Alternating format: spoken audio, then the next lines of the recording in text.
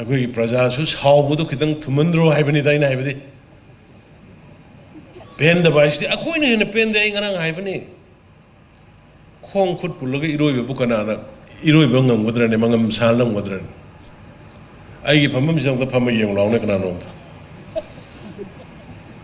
but in the larger interest of the state in the larger interest of the nation madugi khangba tabane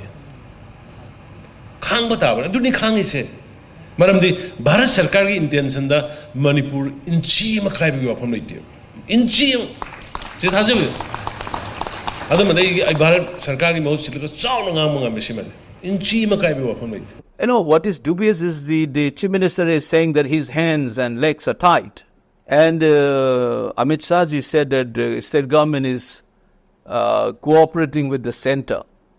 And then one of the state cabinet members says that the security advisor was appointed by the union government, but the order was issued by the state. So what does it mean? That means all these three statements that I am putting in front, that means there is a subversion of the autonomy of the state government by the union government.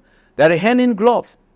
The state government of Manipur is either unable or they are too meek to stand up to protect the interests of the state, because whatever Delhi says they are following. So I think that there has been a narrative about branding the state as a Maitai government and so on. So that's why I've been saying right from the day one, this is the government by proxy by Delhi.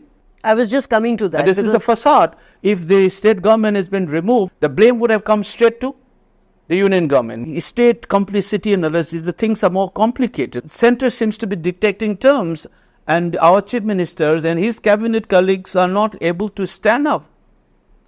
Can you see this dynamic? This is not a black and white. There is a much more serious problem here. You are subverting a constitutional structure, the relationship between the union government and the state government. That means the central government is dictating terms without dismissing the government. So they are a willing partner in this whole game. So that's why I said the BJP should come clean on this. Today it may be Manipur. It may be anywhere else. This is an erosion of the federal structures in this country. And this subversion is, has served a particular political purpose.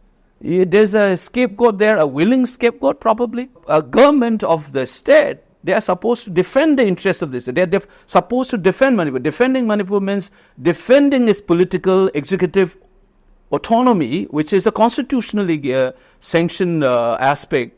You are not even able to defend your own government's prerogatives. How do you expect to defend the people? That's my concern. And the union government, knowing all this while, this dishonest, they should have solved it. The concerns of the people, they didn't do that. It's high time for us to realize there are serious problems in which the state government and union government has sort of worked in tandem to subvert the constitutional structure. It's a much more serious problem, and it is this because of this, na ghar ki na ghat ki kind of a situation. This problem has continued and so many lives have been lost and 60,000 plus people have been rendered homeless. This is not joke.